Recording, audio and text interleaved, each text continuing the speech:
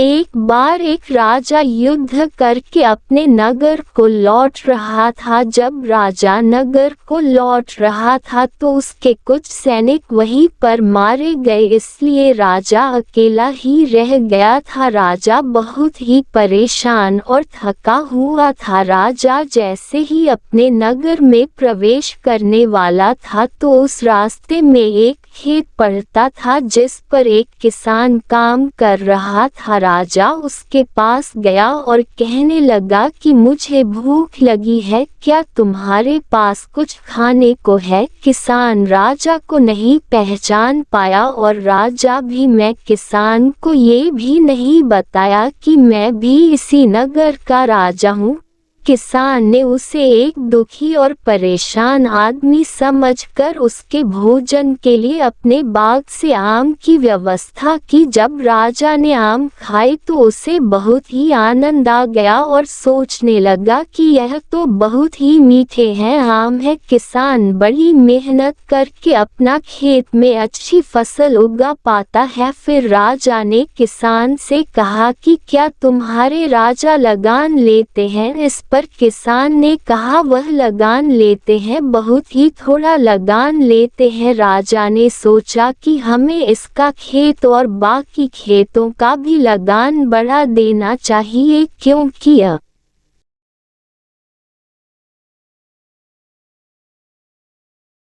अगर लगान हमें मिलेगा तो इससे राज्य की व्यवस्था और भी सुधर जाएगी। और यही सोचते सोचते राजा आराम करने लगा और वह सो गया। जब राजा उठा तो उसे लगा कि थोड़ी सी भूख उसे लगी है। इस पर उस किसान से कहा कि क्या तुम मुझे थोड़े से आम और ला कर दे सकते हो? किसान आम लेने चला गया। जब किसान आम लेकर वापस आया तो राजा ने जैसी आम को चखा तो आम थोड़े से खट्टे थे। राजा ने कहा कि जब पहले आप आम लेकर आए थे तो वह बड़े मीठे थे और अब भी हैं आम खट्टे क्यों हो गए हैं? किसान ने कहा कि जब हम कोई भी फल खाते हैं तो हम उस फल को जिस विचारधारा से खाते हैं वो हमें वैसा ही लगता है। राजा को अपनी बात समझ में आ गई कि किसानों से कर लेना भी परेशानी, अगर हम इन्हें से कर लेते हैं तो इन्हें भी परेशानी होती होगी। इसलिए जब मैंने पहले सोचा था तो आम मीठा था, जबकि मेरे सोचने में अब विभिन्नता आ गई है। इसी वजह से मुझे आम खट्टे लग रहे हैं। और राजा को अपनी गलती का एहसास हो गया। जब रमेश अपने घर जा रहा था तभी उसकी नज़र अपने दोस्त पर जाती है। वह बहुत ही उदास बैठा था।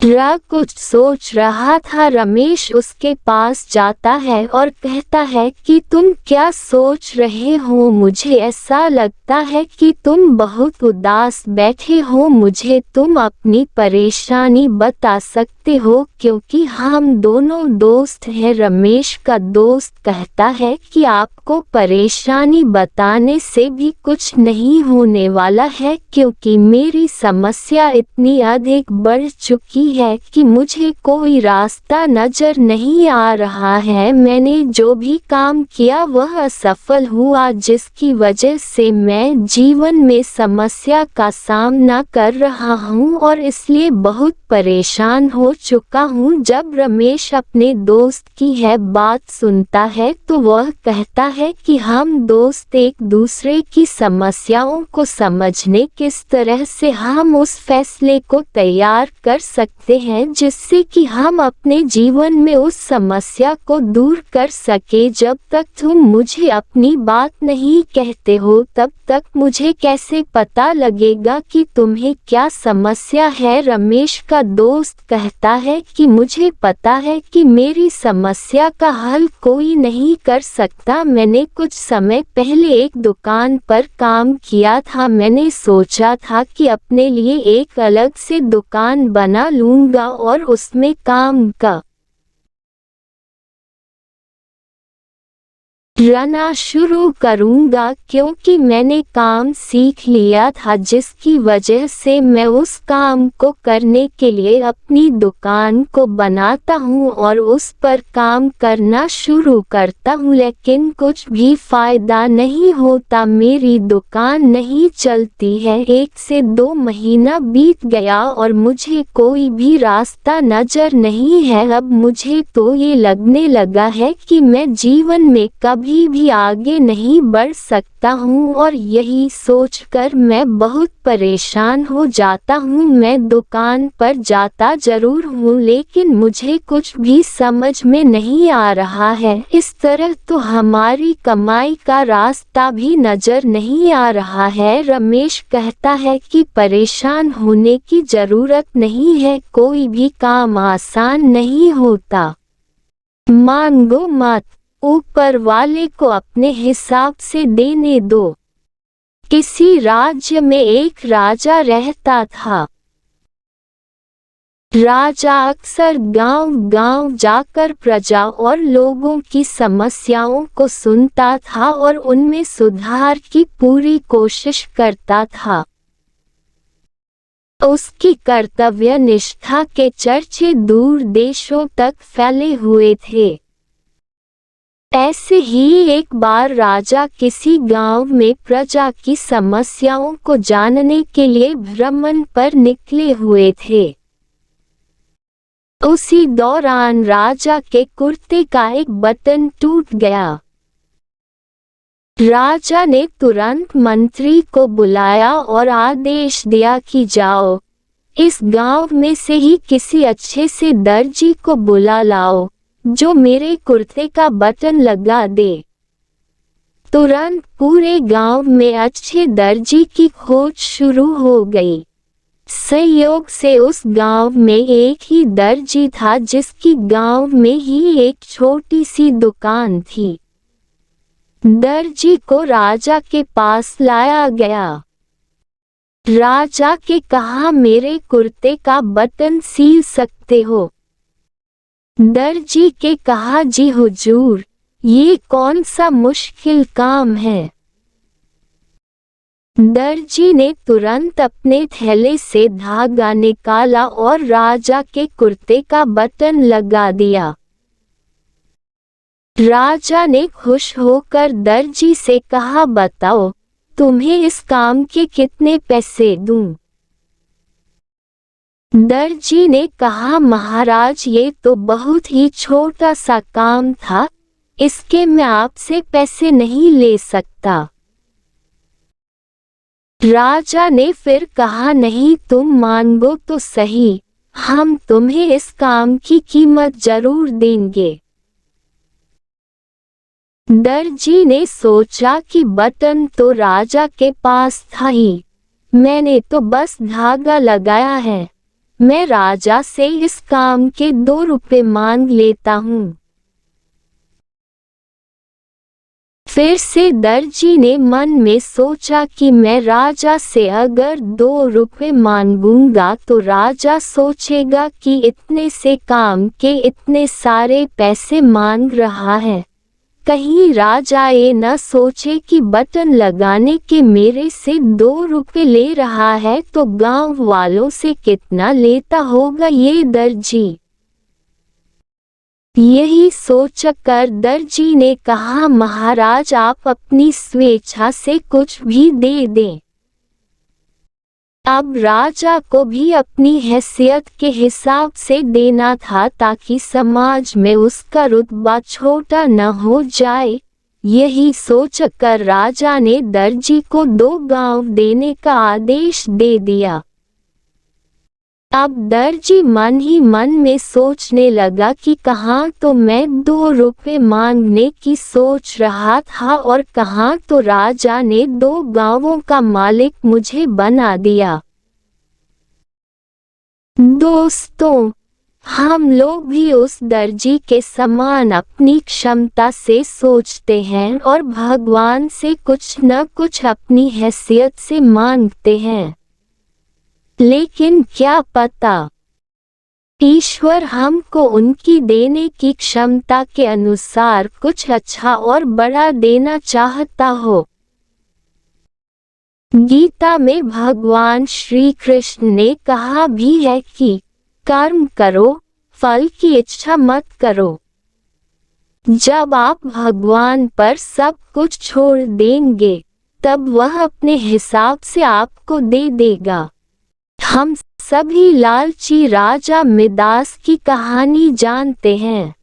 उसके पास सोने की कमी नहीं थी, लेकिन सोना जितना बढ़ता वह और अधिक सोना चाहता। उसने सोने को खजाने में जम कर लिया था और हर रोज उसे गिना करता था। एक दिन जब वह सोना गिन रहा था तो एक अजनबी कहीं से आया और बोला, तुम मुझसे ऐसा कोई वरदान मांग सकते हो जो तुम्हें दुनिया में सबसे ज्यादा खुशी दे। राजा खुश हुआ और उसने कहा, मैं चाहता हूँ कि जिस चीज को छूऊं वह सोना बन जाए। अजनबी ने राजा से पूछा, क्या तुम सचमुच यही चाहते हो? राजा ने कहा, हाँ। तो अजनबी बोला, कल सूरज की पहली किरण के साथ ही तुम्हें किसी चीज को छूकर सोना बना देने की ताकत मिल जाएगी। राजा ने सोचा कि वह सपना देख होगा, ये सच नहीं हो सकता।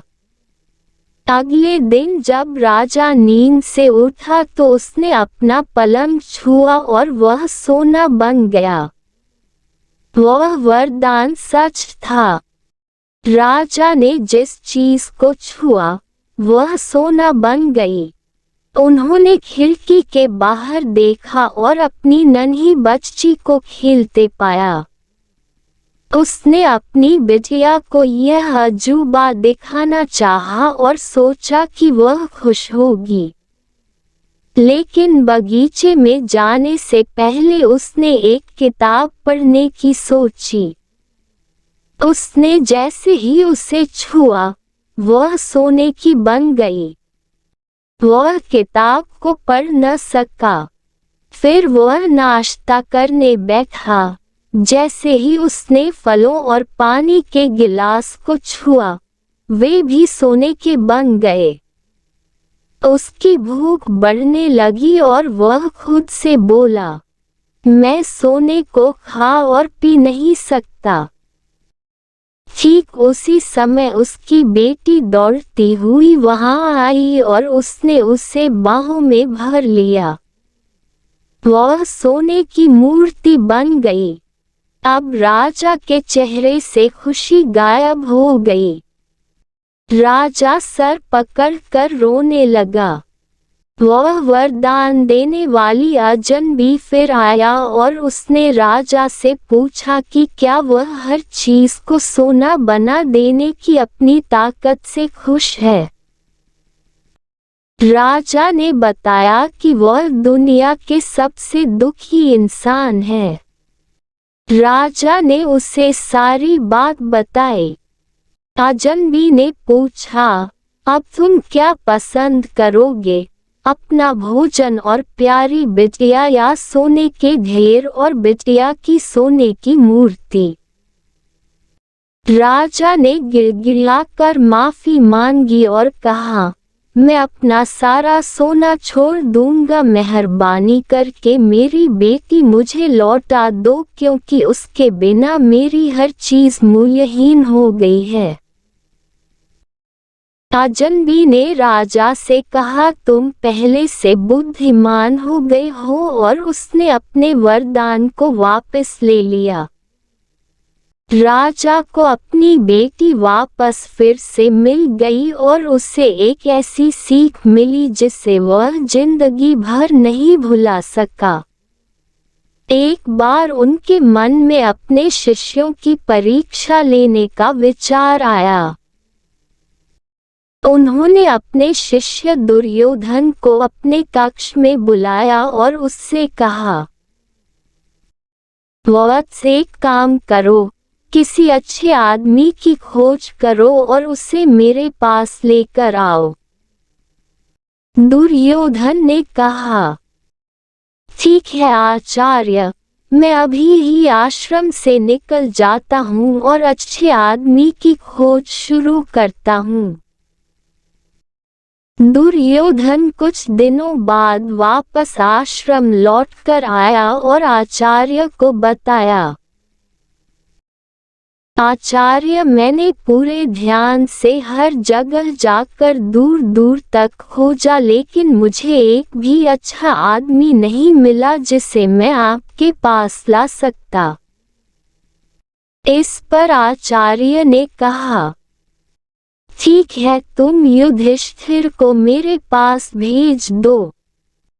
युधिष्ठिर जब आचार्य के पास आया तो उन्होंने उसे कहा, वत्स, एक काम करो, किसी बुरे आदमी की खोज करो और उसे मेरे पास लेकर आओ। युधिष्ठिर ने हामी भरी और अब वो खोज के लिए निकल पड़ा। कुछ दिनों के बाद युधिष्ठिर भी बिना किसी को अपने साथ लाए आश्रम लौट आया। आचार्य ने उससे पूछा, वत्स, तुमने कई शहरों का इतने दिनों तक भ्रमण किया और फिर भी तुम एक भी बुरे आदमी को लेकर नहीं आ पाए। युधिष्ठिर ने जवाब दिया, जी गुरुजी, मुझे किसी भी आदमी में इतनी ज्यादा बुराई नहीं दिखी कि उसे सबसे बुरा मानकर आपके पास ला पाता।